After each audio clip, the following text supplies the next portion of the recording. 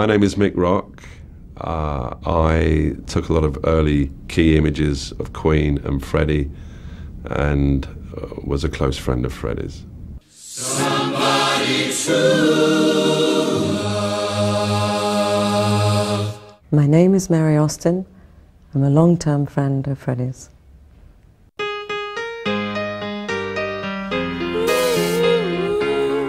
We were very sort of into the fashion world of Kensington, if you can call it that.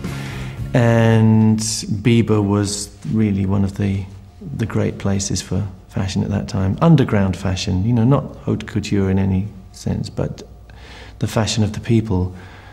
And part of the attraction of Bieber was that the girls who worked in there were so beautiful. And they were dressed just right, you know, they were well presented as well. And we used to just go in there to sort of enjoy the scenery. I know Freddie did as well. And one of those ladies was Mary Austin. And I met Mary at a concert in Imperial College, my own college, and just sort of got chatting to her because she was sitting behind me. And I was pretty shy, but somehow I plucked up the courage to ask her out. And we went out a few times. She was very wary of anyone. And so we would generally just sort of go out for a drink and say goodnight and sort of quick peck on the cheek, and that was it really. It never really got beyond that. But there came a point where Freddie started to talk to me about her, and it became obvious that Freddie wanted to go out with her, and I said, well look, we're not really going out as such, you know, we're just good friends, so I'll introduce you to her, so I did. He would come in with occasionally, I think he was brave enough to come in on his own, but most times he would come with Roger, or he'd come along with somebody, and he would smile and say hello in passing, which became quite often. And I think this went on for about 5 or 6 months. And finally he asked me if I wanted to go out on a date. And it was a very, very emotional attachment for the two of them immediately, I know. 5 months later, we were living together and continued that for, I don't know, 6 years, I think. She looked after Freddie, but he was very considerate towards her. Whatever was going on, clearly that was a love affair. He'd had relationships with girls, but looking back on it, I don't think his heart was ever in it, but with Mary, it obviously was. And they were very sweet. I mean, they were like a little married couple. This was obviously true love. And it worked also, I think, because Freddie, like I said, was underneath very shy, and she was as well. And I think they were a good match. You know, I could see that.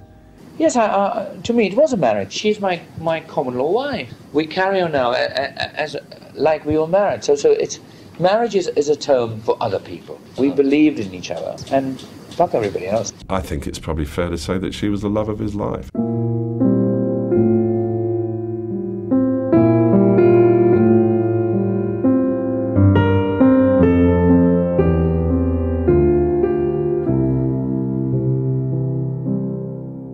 After 6 years together, Mary's suspicion that something was going wrong with her domestic idyll was confirmed. A watershed conversation with Freddie changed the nature of their relationship forever.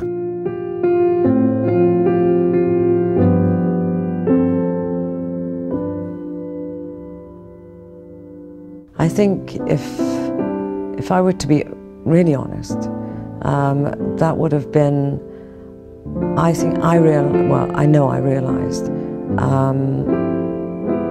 when he first joined John Reed Enterprises. I really did realize then that why the relationship had changed. I didn't know who he was with or who he was seeing, but I had a good idea then. But I wasn't absolutely sure. So I knew that this man wasn't at one with himself over something.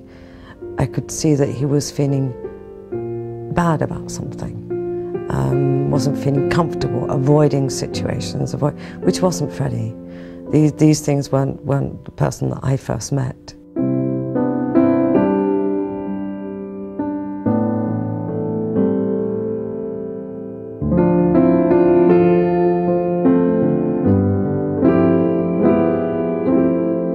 was a relief, really, to actually hear it from him, to have surmised that that was the problem probably for the last 2 years of the 6 years that we were together.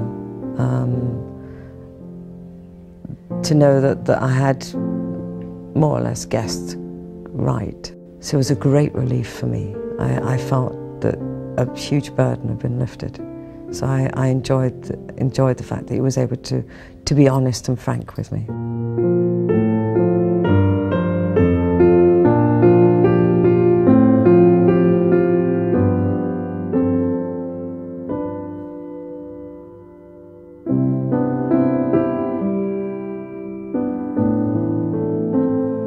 But certainly once that had been discussed, he was a different person again. He was like the person I'd known in the early years.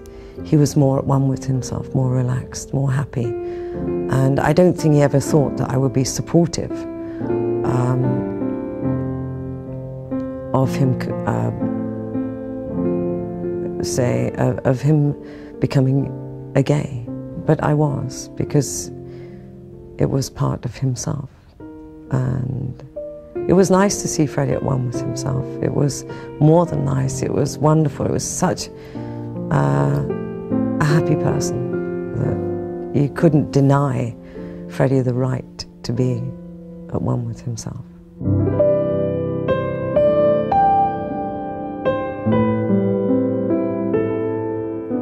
I see it as a love that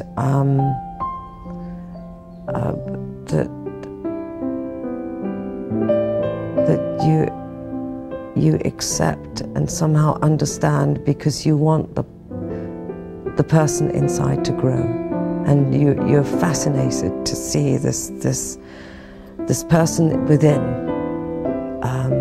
totally at ease and at one with themselves. There's a great feeling, a great almost euphoric feeling that you are witnessing. The development is just, and he gave so much, so how could you not give?